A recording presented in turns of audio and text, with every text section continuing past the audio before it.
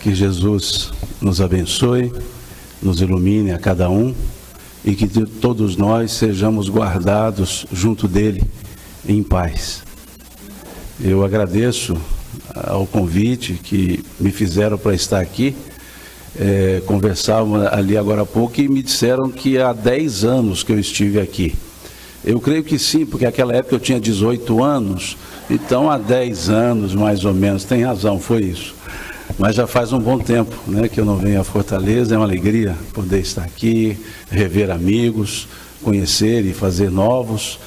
E vamos conversar um pouco sobre essa proposta que nos foi feita, de conversarmos sobre a transição, aqui colocada numa forma mais adjetivada, né, gloriosa transição. Então vamos conversar um pouco a respeito dessa proposta, que nos remete ao livro Eclesiastes do Velho Testamento. Lá no capítulo 3, também a partir do versículo 3, está colocado: todas as coisas têm o seu tempo, e para cada ocupação chega a sua hora. Há tempo de ir, há tempo de vir, há tempo de semear, há tempo de colher, há tempo de espalhar, há tempo de ajuntar, há tempo de chorar, há tempo de sorrir, e há tempo para todas as coisas, diz o autor, mostrando-nos que nada ocorre de forma natural fora do tempo. Há o tempo correto, há o tempo necessário, há o tempo aprazado. E tudo aquilo que tenta-se fazer antes do tempo, aborta-se. Depois do tempo, perde-se, despreza-se. Então todas as coisas acontecem no tempo, como nós aqui estamos encarnados, no lugar certo, no tempo certo, com as pessoas certas, para fazermos a coisa certa. Aí que dificulta um pouquinho, fazer a coisa certa. Mas é justamente fazer a coisa certa é que vai determinando os momentos de transição. É quando as coisas que caracterizam cada época estão sendo feitas na sua completude. Então, quando falamos num processo de transição, nós estamos falando num momento de convivência de duas naturezas, de duas forças. As forças de conservação e as forças de transformação. Num processo de coexistência, em que o status quo ante tende a ser mantido, mas uma nova ideia e momento tende a ser implantado. Então, quando se fala na transição, estamos na sobreposição, ora de uma força de conservação, ora de uma força de transformação. Ora, elementos de uma era nova se mostram, ora, elementos de uma era anterior ou a era atual se mostra, como que um prelúdio do que deve ser e uma lembrança do que já foi, convivendo, coexistindo. E é isso que Kardec nos traz quando observamos o capítulo 3 do Evangelho segundo o Espiritismo, em que Kardec faz uma análise do processo evolutivo da coletividade. Ali ele evoca a frase de Jesus, contida no capítulo 14 do Evangelho de João, quando Jesus disse: não se turbe o vosso coração, credes em Deus, crede também em mim. Na casa do meu Pai há muitas moradas, pois se assim não fosse, eu já vos teria dito. Por isso é necessário que eu vá, para guardar-vos o lugar. Então ali Jesus chama a atenção: não se turbe o vosso coração. Ele chama a atenção para os sentimentos, para as apreensões, as tranquilidades ou ansiedades. Não se turbe o vosso coração. E ele faz uma afirmação: credes em Deus, presente do indicativo, vós credes, ele faz uma afirmação, credes em Deus. Depois ele faz um pedido, na forma imperativa, crede também em mim. O imperativo, a forma imperativa é utilizada para dar uma ordem ou para fazer um pedido veemente. Então Jesus afirma, credes em Deus, não há dúvida, e propõe, crede também em mim. O crede também em mim, nos ensinos que ele havia trazido, nos ensinos que ele nos deixou, que o apóstolo Tomé chamou de palavras de vida eterna. Porque Jesus dizia isso, que estava por ir primeiro, e Tomé perguntou, mas Senhor, se tu fores, com quem nós ficaremos? Se só tu tens as palavras de vida, se só tu tens as palavras de vida eterna. Então, o crede também em mim é na sua mensagem, que é uma mensagem libertadora, que nos dá uma chave para visualizarmos o porvir, a partir do momento. Palavras que são, ou ensinos, que são atemporais. Eles não estão localizados num tempo. Eles servem-nos para todos os tempos, para todos os momentos, que à medida que vamos evoluindo, vão se aclarando as nossas ideias, nossos pensamentos, e aí vamos entendendo a amplitude das falas ou das palavras do próprio Cristo, que numa época nossa menos evoluído ou evoluída, nós entendíamos menos. As mesmas palavras, depois de uma evolução, passamos a entendê-las mais. E isso é que vai determinando o ritmo da evolução.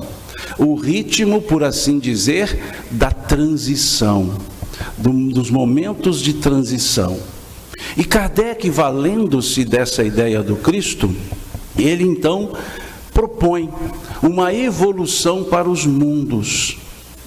Ele coloca-nos ali no capítulo 3 do Evangelho segundo o Espiritismo, uma escala de mundos, didática, pura e simples, não quer dizer que nas 4 ideias ou escalas que ele nos colocou, significa todas as escalas, mas para um fim didático, aquela ideia que ele propõe aos espíritos e que é aquecida pelo Espírito Santo Agostinho, em 3 mensagens que depois ele também dita nesse capítulo, esclarece bem para nós o que é um processo evolutivo. E ali Kardec propõe uma escala começando em mundos, por assim dizer, primitivos.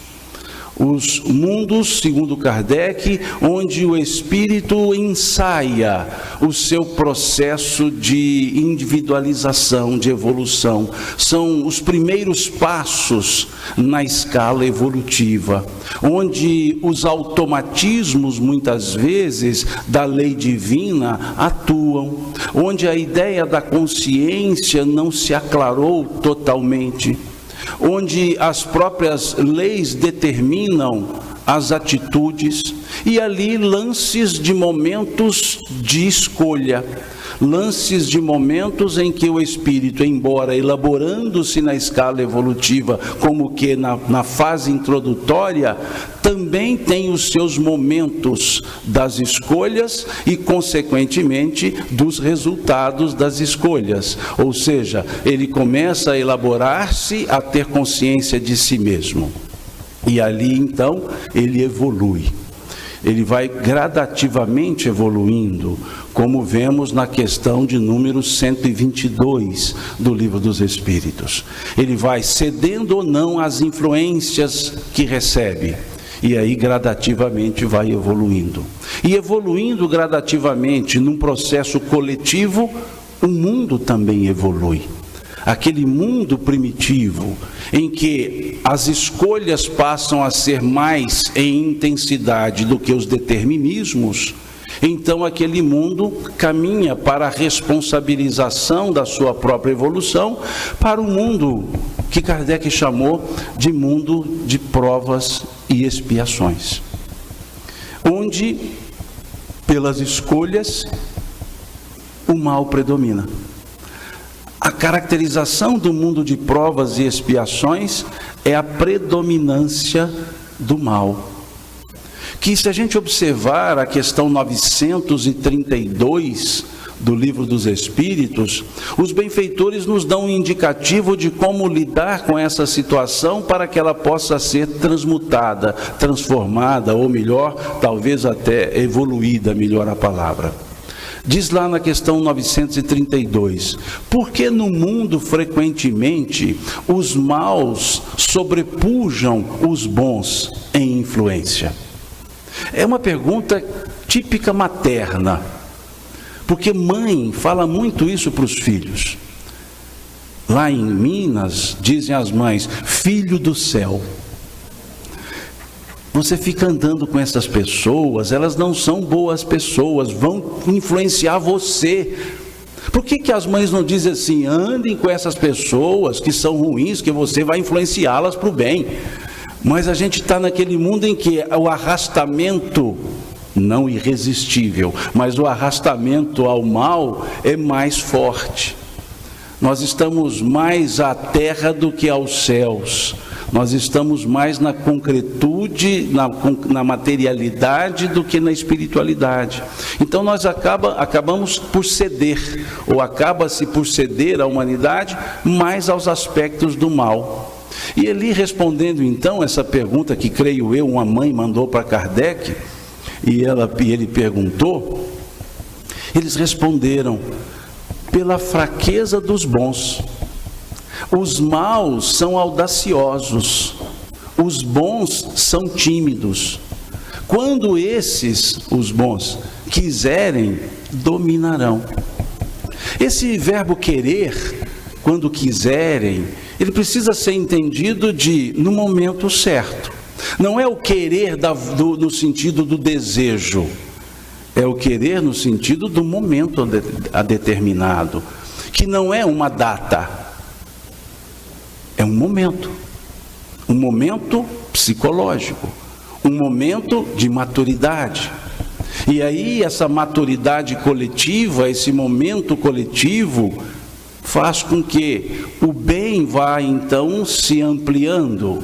Os painéis bem e mal, muito claros, vão começando então a chamar a atenção para o painel do bem. E aí o mundo começa a perceber um momento de transição, que Kardec chama de mundo de regeneração. E ele caracteriza o mundo de regeneração como sendo um mundo de coexistência do mal e do bem, sem prevalências. Ora um se manifesta, ora outro se manifesta, mas não há uma prevalência de um sobre o outro. Então nós temos uma coexistência, vamos chamar no termo da historiografia, da coexistência pacífica, de uma coexistência de desarmamentos de ânimos, em que mal e bem se conjuminam, mas não se misturam. No mundo regenerador, os painéis mal, bem, são distintos. O que facilita ou determina, melhor dizendo, as escolhas. Eu não posso mais dizer, eu queria fazer de um jeito e fiz de outro. No mundo de provas e expiações, a fala paulina, lá na primeira carta aos Coríntios, ela se aplica muito bem. O bem que eu quero, eu não faço. O mal que eu não quero, eu faço. Característico de mundo de provas e expiações. Mas no mundo de regeneração, o bem que eu quero, eu faço. O mal que eu não quero, eu não faço. Ou o mal que eu quero, eu faço. Mas não dá para dizer, me confundi. Porque é um mundo preparatório, diz Kardec. Preparatório para esse momento seguinte. Um momento que ele chama de mundos felizes ou ditosos. Que aí sim,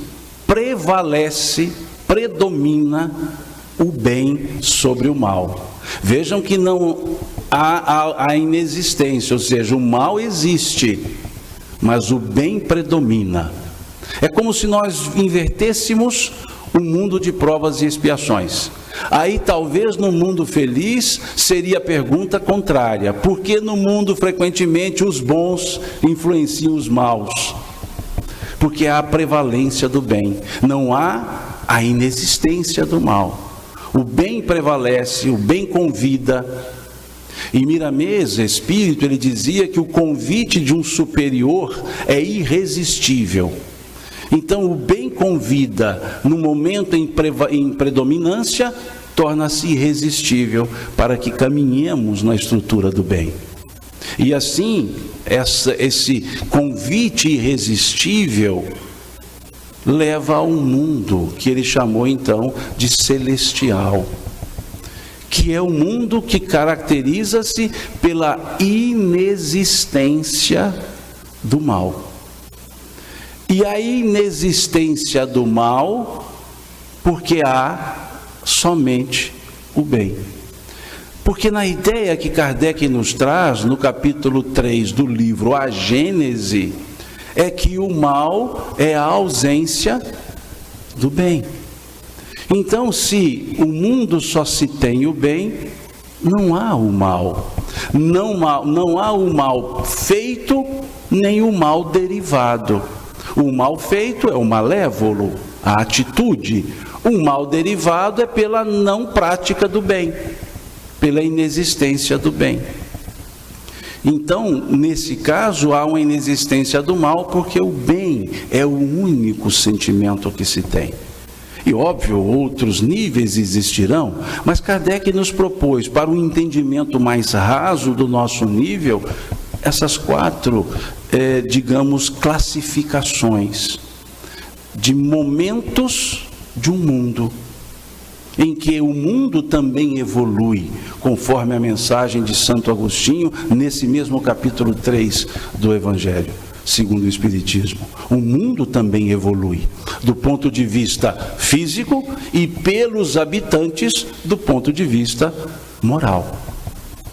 E aí então o nosso mundo, Kardec o coloca como sendo, o planeta Terra, como sendo do gênero ou da classe mundo de provas e expiações. Ou seja, nós estamos num mundo em que há predominância do mal, pelas ações nossas, pelos sentimentos nossos. Por mais que nós divulguemos, lutemos, batalhemos no bom termo, se é que há bom termo para a palavra luta e batalha, nós ainda acabamos por ceder, porque estamos no processo ainda egoísta, vaidoso, prepotente, em que nós ainda lutamos pelo individualismo e não a individualidade. O orgulho e o egoísmo que os Espíritos nos colocam lá na questão 799 do Livro dos Espíritos são as chagas da humanidade. Ou, em outras palavras, orgulho e egoísmo são os dois elementos que nitidamente caracterizam o mundo de provas e expiações. Porque tudo é fruto da nossa ação, mas uma ação necessariamente precedida de uma vontade de agir. Como nos fala o apóstolo em espírito, Paulo de Tarso, na mensagem que contida no capítulo 15 do Evangelho segundo o Espiritismo, que tem por título, a mensagem, o mesmo título do capítulo: Fora da caridade não há salvação. E na mensagem que Paulo então nos traz, ele escreve no final do primeiro parágrafo: para fazer o bem é necessária a ação da vontade. Para não fazer o mal, bastam frequentemente a inércia e a negligência. Vejam, para fazer o bem é necessária a ação da vontade. Então o bem não é um automatismo. O bem não é um efeito, por assim dizer, efeito manada. Já que todo mundo faz, eu vou fazer. Não, para fazer o bem, diz o apóstolo, é necessária a ação da vontade. Eu preciso ter a vontade de fazer o bem.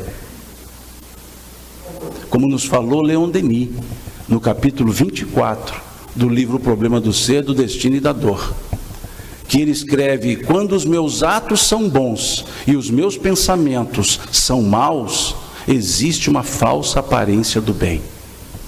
Quando os atos são bons e os pensamentos são maus, existe uma falsa aparência do bem. Porque o bem precisa ser precedido da vontade, conforme falou o Espírito Paulo de Tarso.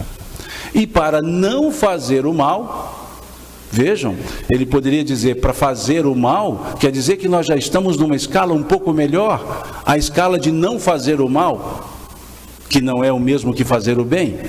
O não fazer o mal, diz ele, para não fazer o mal, bastam frequentemente a inércia e a negligência. Ou seja, fica quieto que você não faz mal, em outras palavras. Mas nós não estamos aqui para não fazer o mal. Nós estamos aqui para fazer o bem.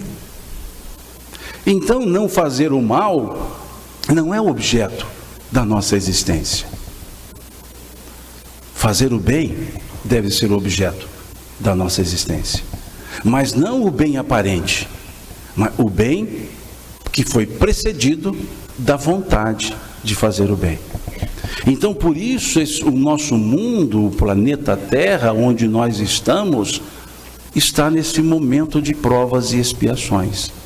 Não é momento punitivo, é um momento de reflexão educativa, para que nós possamos crescer. O planeta Terra tem mais ou menos, contei só até ontem, 4 bilhões e meio de anos. Mais ou menos. 4 bilhões e meio de anos. O hominídeo está aqui na Terra, ou estamos aqui na Terra, há 5 milhões de anos. A Terra tem 4 bilhões e meio de anos. Ela ficou 4 bilhões 495 milhões de anos sem ninguém, sozinha, sendo preparada. E aí, há 5 milhões de anos, chegou-se o hominídeo. Há 5 milhões de anos. Há 500 mil anos, mais ou menos, o Homo sapiens. Há 500 mil anos. Se nós colocarmos numa escala de 24 horas, o Homo sapiens surgiu no último segundo da última hora. Às 23 horas, 59 minutos e 59 segundos é que surgiu o Homo sapiens. Como que a Terra ficou 4 bilhões, 499 milhões e 500 mil anos sem ninguém. Que dizia-se sapiens. E aí a vaidade foi grande, que ainda foi dizer que é o Homo sapiens sapiens. Sabe 2 vezes. Talvez é para repetir a primeira que não deu certo, não sei. Mas vejam, o que isso quer dizer? Nós estamos aqui há pouco tempo. O planeta existe há 4 bilhões e meio de anos. E nós estamos aqui na condição de sapiens há 500 mil. Há 7 mil anos, mais ou menos, 7 mil, 8 mil, para arredondar as contas, vamos deixar em 10, não tem problema. É que começamos a perdurar os pensamentos, a escrita. Há 7 mil anos que nós resolvemos escrever. Eu, pela minha letra, ainda estou há 7 mil anos atrás. É muito ruim para ser entendida ainda. Eu estou na fase de 7 mil anos pela escrita. Porque a minha letra, na verdade, é uma letra divina. É só Deus que entende. Nem eu. Mas veja, só há 7 mil anos. Há mais ou menos 4 mil anos, é que foi nos chegando códigos de leis. Hammurabi, na Babilônia, Moisés, que é o que mais próximo estamos do código. Há mais ou menos 2000 anos é que veio Cristo. Há mais ou menos 2000 anos. E trouxe uma mensagem para que nós não turbássemos o coração. Que trouxe a mensagem para que nós enxergássemos o futuro de forma diferente. Que trouxe uma mensagem de soerguimento, que nos fez nos levantar. Que trouxe-nos uma mensagem de bom ânimo. Tenho-vos dito isto para que em mim tenhais paz, pois no mundo tereis aflições, mas tende bom ânimo, eu venci o mundo. Há mais ou menos 2000 anos, e nós achamos que já estamos em regeneração. 2000 anos, num planeta que tem 4 bilhões e meio de anos. E nós estamos aqui há 500 mil anos e já estragamos o planeta pelos 4 bilhões e meio que ele existe. Só com 500 mil. Imagina se nós estivéssemos aqui desde o início. Já tinha acabado. E ainda achamos que estamos em regeneração. Estamos em processo evolutivo, não há dúvida nenhuma. Nós tivemos a era com a chegada do Cristo que inaugurou o momento do pensamento regenerador. Porque a mensagem que o Cristo nos trouxe foi para avaliarmos-nos a nós mesmos e observarmos as nossas ações, condutas, conceitos, atitudes. Dizia ele: eu não vim destruir a lei, mas dar-lhe o seu verdadeiro cumprimento. Então, como que ele vai nos descortinando aquele horizonte que nos permite visualizar a proposta regeneradora em termos coletivos, em termos de desenvolvimento. Aí temos as palavras de vida eterna, que são o código para que nós caminhemos para as nossas regenerações. E na individualidade, a coletividade vai se regenerando, mas não no individualismo. Esse Cristo que disse: antes que o mundo fosse, eu já era. Ele dizia: não fostes vós que me escolhestes, eu vos escolhi a vós, e já vos conhecia, pois antes que o mundo fosse, eu era, eu já era. O que é corroborado pela fala do Espírito Emmanuel, quando ele nos diz no livro A Caminho da Luz, daquela reunião da comunidade dos espíritos puros, quando da formação da terra. Ali reuniram-se os espíritos puros para acompanhar e desenvolver a própria formação, naquele momento do desprendimento da nebulosa solar, e o planeta vai se formando. E o Cristo já era, e já estava ali acompanhando todo o processo. E aquela reunião dos espíritos puros decidiu por acompanhar esse processo.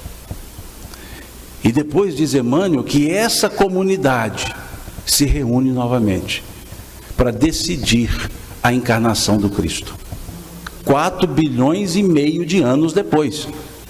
Turma boa de reunião. Não, percebam. Fazem uma reunião a cada 4 bilhões e meio de anos e resolve as coisas. Nós fazemos reuniões semanalmente e não resolvemos nada. Veja, até nisso eles explicam ou nos ensinam como fazer uma reunião. Eu fiquei imaginando assim: olha, legal, daqui a 4 bilhões e meio, combinado. Precisa de mandar e-mail? Não. WhatsApp? Não. Daqui a 4 bilhões e meio de anos, pode contar conosco. E reuniram-se de novo e decidiram pela encarnação do Cristo. Porque era o momento necessário. Não era a data, era o momento. Por isso não nos importa em que ano Jesus tenha nascido, em que local, importa em que momento ele nasceu. No momento em que a humanidade estava em condições de receber a mensagem, vivenciá-la ao longo dos séculos depois. Porque era uma mensagem, como ele mesmo disse, semente, semeada em diversos campos, e que depois ia se desenvolvendo. Mas já era o momento aprazado para que ele viesse e deixasse essa mensagem. Mensagem calçada no exemplo, na amorosidade e na humildade. Os 3 elementos que caracterizam a mensagem do Cristo, que são então as ferramentas para a nossa própria evolução. E a nossa evolução coletiva, a transformação do mundo. A transição para momentos outros, momentos melhores. E o Cristo chamou-nos a atenção para isso. O evangelista Mateus, no capítulo 24 do Evangelho de Mateus, ele vai trazer ali aquilo que genericamente nós, ou os exegetas passaram a chamar de sermão profético, para diferenciar os sermãos.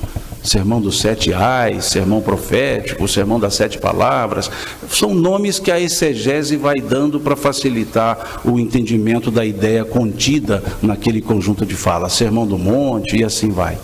Então, nesse capítulo 24, Jesus trabalha a ideia do final dos tempos, que as pessoas trouxeram como o fim do mundo. E ali ele trabalha 3 momentos distintos. Ele trabalha aquele primeiro momento, porque ele vai dizer esse discurso depois que ele esteve no templo com os apóstolos. E interessante que os apóstolos estavam mostrando para Jesus as colunas do templo. Acho interessante, ele que podia explicar todas as bases do templo, mas diz o texto que Jesus estava com seus apóstolos e eles mostravam-lhe as colunas do templo. E Jesus disse a eles: não ficará pedra sobre pedra, não ficará pedra que não seja derribada. Destruirei esse templo e o construirei, e reconstruirei. Depois eles vão para o Jardim das Oliveiras. E lá os apóstolos perguntam a Jesus: Senhor, mas quando será o fim do mundo? Dentro daquela fala que ele havia dito que não ficaria pedra que não fosse derribada. E ele diz então, ele traz esse sermão e coloca 3 elementos, ou 3 momentos nesse sermão. Ouvireis falar de guerra e rumores de guerra, diz ele. E depois ele coloca: mas ainda não é o fim. Então esses momentos turbulentos do mal, das ações más, guerras, rumores de guerras, choques de personalismos, não é o fim, diz ele. Ainda não é o fim.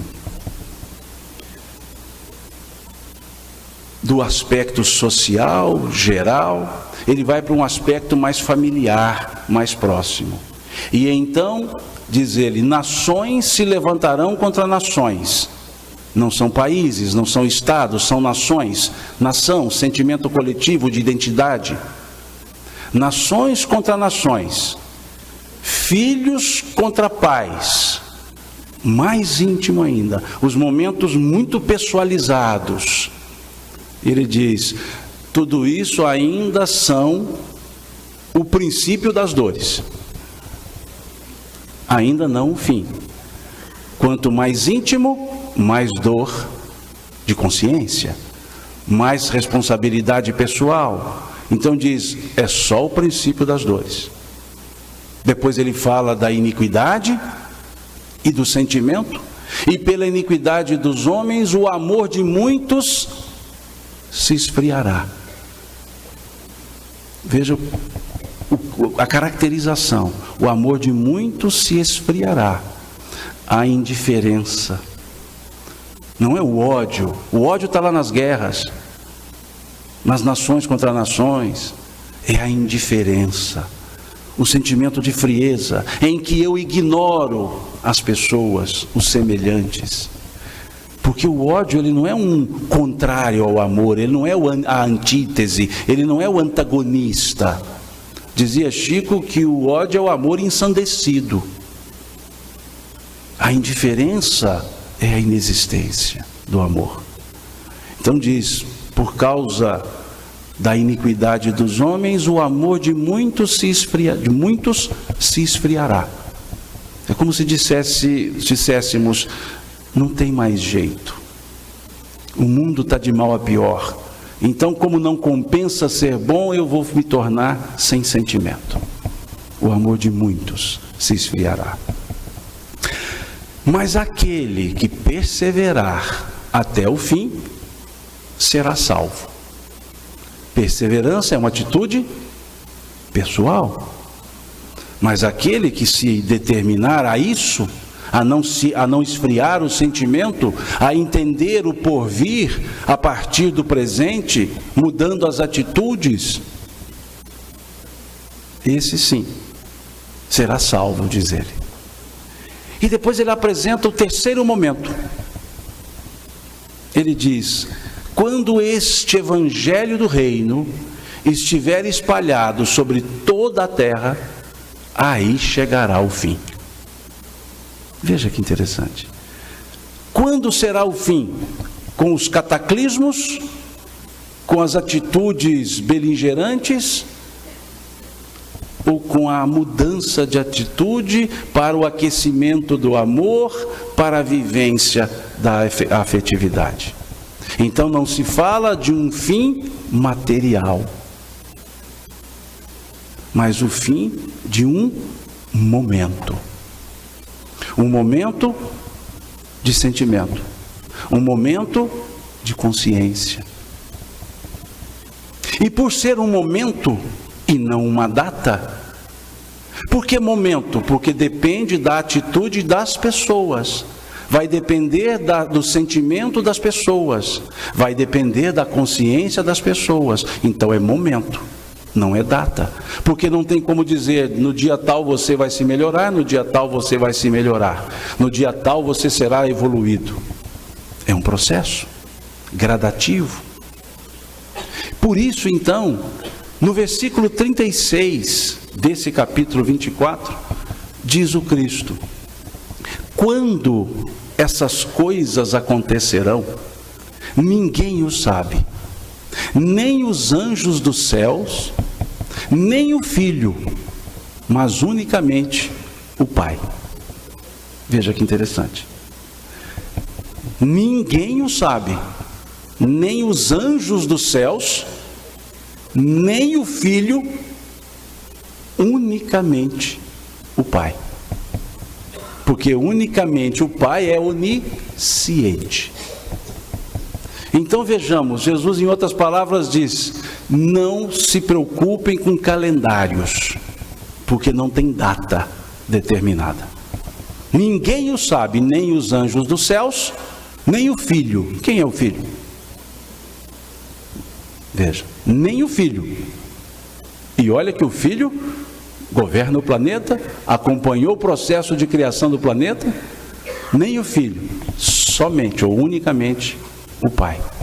Porque é um momento de consciência, não é uma data determinada, não é uma determinação, é um determinismo a evolução. Um determinismo a evolução, mas não uma determinação de data. É um determinismo porque é da natureza do Espírito, que somos nós, evoluir. Porque trazemos a imagem e semelhança do Criador. E o Criador é a perfeição, que nos deu a perfectibilidade. O que é perfectibilidade? Capacidade de se aperfeiçoar. E esse aperfeiçoamento começa com determinismos da lei, depois com escolhas nossas. Como nos fala o Espírito Emmanuel, na questão 132 do livro O Consolador, em que ele diz que o determinismo impera nas camadas inferiores da evolução e o livre-arbítrio se amplia à medida que o espírito evolui. Então, num primeiro momento, somos tutelados, depois fazemos as nossas próprias ações, as nossas próprias escolhas. Aquilo que o homem semear, dizia o apóstolo, isso sim colherá. E dizia o Cristo, não se colhe figos de abrolhos. Não se colhe resultado bom de atitude ruim. Aí já é a liberdade, a escolha. Então é um processo. Não é um processo de data. Daí ele dizia no sermão, acautelai-vos dos falsos profetas, pois enganarão a muitos. E ele acrescenta, e se possível fosse, enganariam até mesmo os eleitos. Então cuidemos de observar as fontes, ou no caso, a fonte, que é o Cristo dizendo que não tem data. E aparece um monte de gente dando as datas. Mostra desconhecimento da própria fala do Cristo. Nem os anjos dos céus, nem o Filho, somente o Pai. Pode-se dar um prenúncio, ou quase que prelúdio, de um momento mais cronológico para dimensionarmos a extensão, mas não uma data determinada, porque nem o Cristo assim determinou. E nesse sentido, então, Kardec nos faz uma proposta a partir da pergunta, que é a última pergunta do Livro dos Espíritos, a questão 1019 ou 1018, dependendo das edições. Faço parêntese que sempre faço. Não tem Livro dos Espíritos com mais pergunta um que o outro. É que há editoras que fizeram uma adequação na numeração. Porque a base da tradução, a edição segunda do Livro dos Espíritos em francês, houve um erro tipográfico e o número 1011 não existe. 1009, 1010, 1012, 1013, aí chegou a 1019. E algumas editoras no Brasil resolveram corrigir esse erro tipográfico e numeraram a 1011. Então até a 1010 todas são idênticas. A 1011 em umas editoras é a 1012 em outras. E aí chega a 1018 como última ou 1019 como última, dependendo da edição. Mas são as mesmas perguntas. Então por isso eu digo a última questão do Livro dos Espíritos.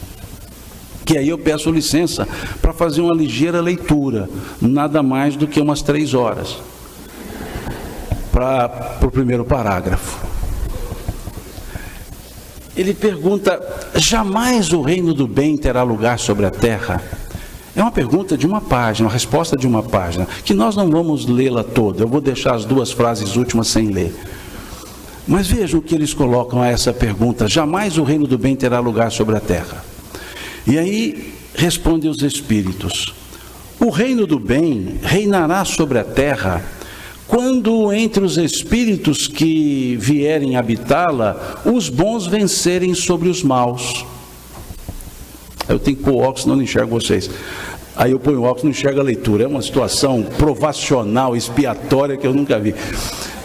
Veja, os bons vencerem sobre os maus. Veja quando então que vai ser o reino do bem na terra?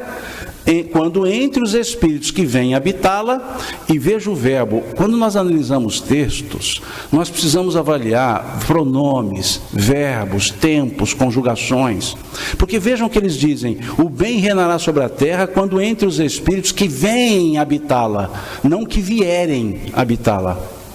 Ele não está falando de no futuro é que virão esses espíritos, ele usou o presente do indicativo. Quando entre os espíritos que vêm habitá-la, ou seja, já estão vindo, não é coisa de futuro, vierem habitá-la, vêm habitá-la, os bons vencerem sobre os maus. Então farão nela reinar o amor e a justiça, que são a fonte do bem e da felicidade. É um momento. Quando? Quando vierem a maioria, porque estão vindo, mas a maioria. E segue. É pelo progresso moral e pela prática das leis de Deus que o homem atrairá sobre a terra os bons espíritos, e dela afastará os maus. Mas os maus, outra coisa, conjunção adversativa em textos. O que é uma conjunção adversativa? O que muda o rumo da conversa? Você cria uma condição quase equivocativa no início, para chamar a atenção, para depois dizer um elemento-chave. Mas, porém, contudo, no entanto, entretanto, todavia, são conjunções adversativas que, quando nós lemos, precisamos dar uma atenção ao que vem depois. Como Jesus dizia: ouviste o que foi dito, amarás o teu próximo, aborrecerás o teu inimigo. Eu, porém, vos digo, amai os vossos inimigos. Muda o rumo. Então veja o que dizem os Espíritos. É pelo progresso moral e pela prática das leis de Deus que o homem atrairá sobre a terra os bons espíritos, e dela afastará os maus. Mas, veja a condição adversativa, mas os maus não a deixarão, senão quando dela forem banidos o orgulho e o egoísmo. Então, o que marca o mundo de provas e expiações? Orgulho e egoísmo. Estamos no mundo de regeneração. Analisa orgulho e egoísmo. Se achar em demasia, ainda não estamos. A transformação da humanidade foi predita, e atingis esse momento, que apressam todos os homens que ajudam o progresso. A transformação, veja que interessante, ela se cumprirá pela encarnação de espíritos melhores, que constituirão sobre a terra uma nova geração.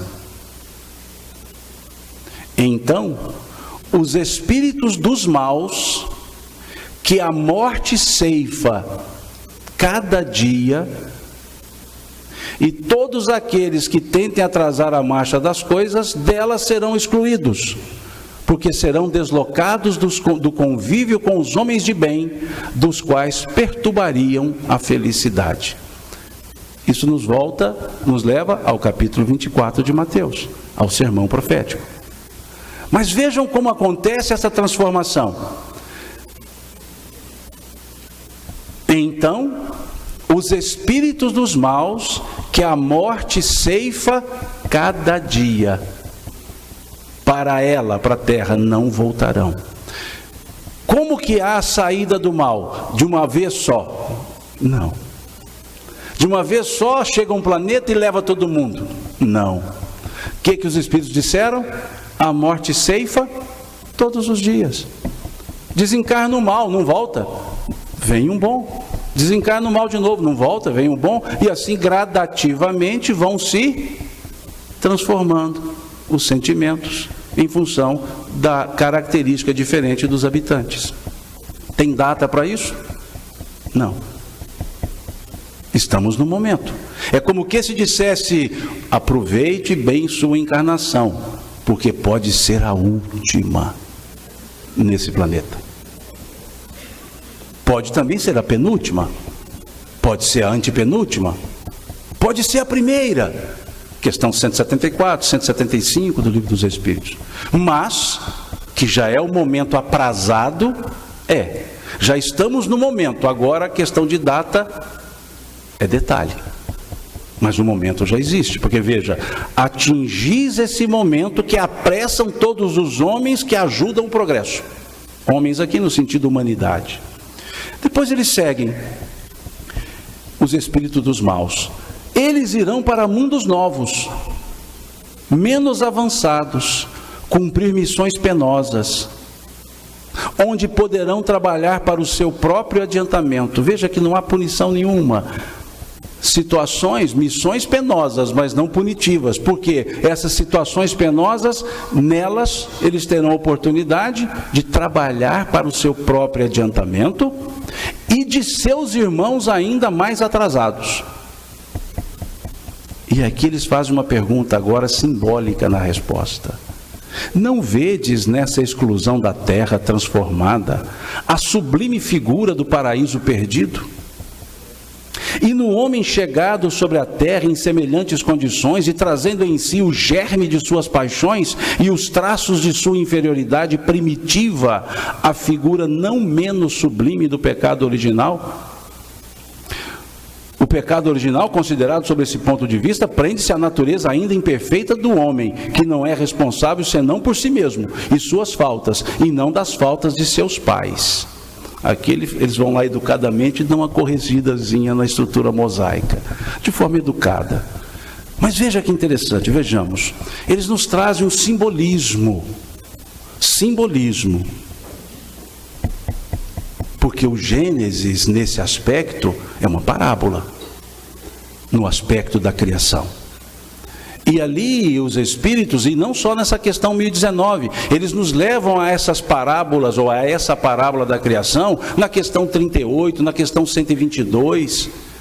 Eles sempre nos chamam a atenção, levando lá para o Velho Testamento, lá para o Gênesis, da parábola da criação, porque é uma história. Se é uma história, uma parábola, você tem momentos evolutivos de interpretação. E ali eles dizem aqui na última questão então, se nessa migração, transmigração do espírito, no processo evolutivo, no processo de transformação, no processo de transição, essa migração para mundos inferiores, porque não seguiram a marcha da maioria no bem, eles perguntam, não vedes nessa exclusão a figura sublime do paraíso perdido? Sublime do paraíso perdido, a figura, não a história, porque não é fato, é parábola. Mas pensemos o que eles falam. Quem foi expulso do paraíso? Na história, na parábola? Adão. Mas não foi sozinho? Ele foi expulso com Eva. E presume-se expulsou também a serpente, embora não tenha falado, presume-se. Porque se expulsou os dois, por que ela não iria? Mas vejamos a ideia. Adão, Adamá, filho da terra. Terra mesmo. Humus. Adamá. Eva Rá, mãe de todos os viventes. O significado. Adão, da terra. Eva Rá, mãe. Mãe gera. Veja, mãe de todos os viventes. 2 momentos. Não 2 pessoas. 2 momentos.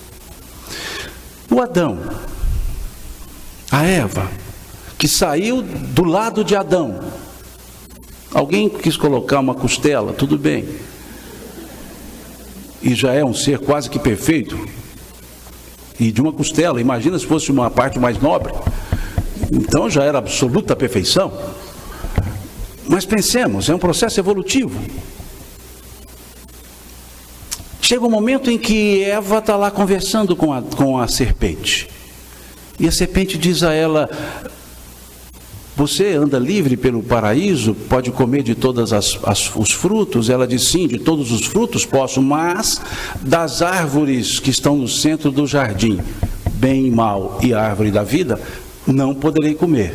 E a serpente diz, o Senhor te disse que se comessem, ou se comeres, tu morrerás.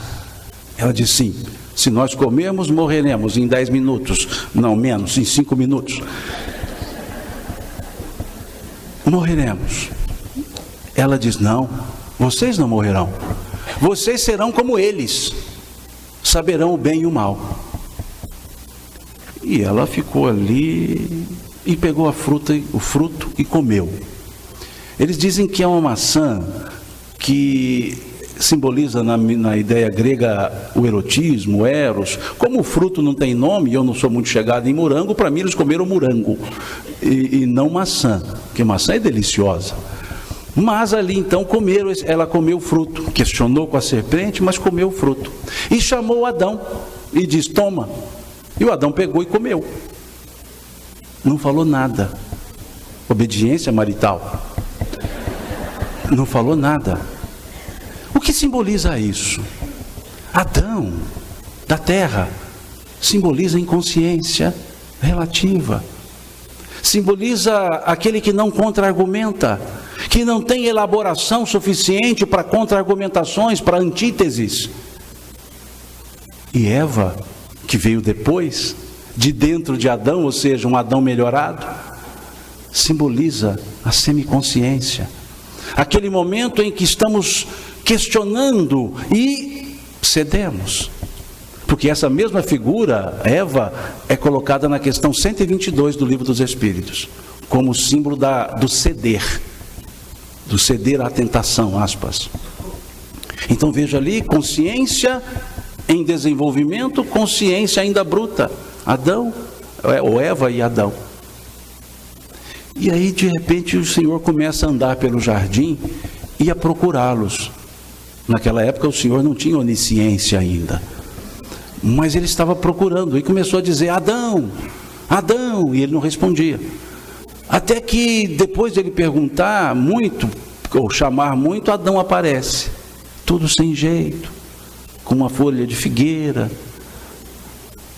e ali tampando as suas, aspas, vergonhas, termo. E Deus diz a Adão, o Senhor diz a Adão: onde estavas? Onisciência ainda não existia. Onde estavas? Por que não me respondeste quando chamei-te? Aí ele responde: é porque nós estávamos nus e nos envergonhamos. E aí o Senhor diz a ele: mas quem falou para vocês que vocês estavam nus? E aí o próprio Senhor conclui: comeram do fruto da árvore proibida, da árvore que eu lhe proibi. Ciência do bem e do mal. Veja. E aí Adão, naquele impulso imediato de resposta ao Senhor, ele diz: a mulher que tu me deste me fez comer. Olha esse negócio como é que é. Isso é atavismo marital. Perceberam? A gente tem esse gen adâmico de transferir responsabilidade para a esposa. Olha como ele responde. Só que ele transfere a responsabilidade para a esposa e para Deus, porque ele diz: a mulher que tu me deste. Se o Senhor não tivesse me dado, não tinha problema. A mulher que tu me deste não assumiu responsabilidade. Veja provas e expiações. Não há responsabilidade assumida. E aí o Senhor vira-se para Eva e ela imediatamente diz para o Senhor: a serpente me enganou. Só existiam os três, coitada da serpente. A serpente me enganou. Não assumiu a responsabilidade. Evasivas. E aí a serpente não fala nada. Não sobrou para quem ela transferia a responsabilidade. Mas a serpente mostrava que tinha conhecimento. Porque ela disse lá: se comeres não morrerão, saberão o bem e o mal e serão como eles. Porque no versículo seguinte diz então: eis que eles são como nós, sabem o bem e o mal. Ela assumiu a responsabilidade. E aí vieram as sanções, expiações. A serpente rastejará com o ventre sobre a terra. Serás maldita entre todos os animais. Porque em tese, o momento ali da parábola, no momento não era ainda o momento aprazado para despertar de consciências. Colocarei inimizade entre ti e a mulher. Porque a mulher mostrava uma semiconsciência. Colocarei inimizade entre ti e a mulher. Ela te pisará na cabeça e tu picarás o calcanhar. Bem e mal. Provas e expiações. Processos. Vira-se para Eva. Na ordem virou para Adão primeiro, mas na ordem de consciência ele diz para Eva: parirás com dor. Processo de gestação, geração, Daí entendemos os filhos degredados de Eva, e não filhos degredados de Adão. Porque para Adão ele diz: comerás com o suor do teu rosto. Esforço físico, material. A geração terra, a geração filho da terra. A Eva parirás com dor, a serpente rastejarás, mostrando momentos evolutivos em função das diferentes consciências do processo. E diz o Senhor: colocarei 2 querubins na entrada do paraíso, para que eles não voltem, pois podem voltar e lançar mão da árvore da vida, e aí viverão eternamente. Veja, a árvore do bem, da ciência do bem e do mal, a árvore da vida, essa é diferente. Essa já não é hora, é a hora do retorno. E aí, o Nunes, é Nunes, não é? O que estava tocando, quando fazia a prece, ele tocava o Êxodos. Eu vou pisar no chão que Deus me deu. É o início da música. Porque essa é a ideia do processo evolutivo. Um novo chão para que eu possa pisar, para que eu possa crescer. E esse chão, dos calcanhares de Eva, sobre a cabeça da serpente, a consciência e o bem, sobrepondo a astúcia do mal, o caminho foi nos trazido pelo Cristo. A chave para vivermos nessa transição, a chave para entendermos todo esse processo, tendo nele o caminho, tendo nele a verdade, tendo nele o sentido da vida. Nele nós temos, ou nele lançamos mão da árvore da vida para vivermos eternamente. Porque aquela árvore da vida, ela simbolizava o Cristo. Não a pessoa, mas a mensagem que ele nos libertaria. Nos abriria a mente e o entendimento. Eu vim, disse ele, para que todos tenham vida e a tenham em abundância. Capítulo 10, versículo 10 do Evangelho de João.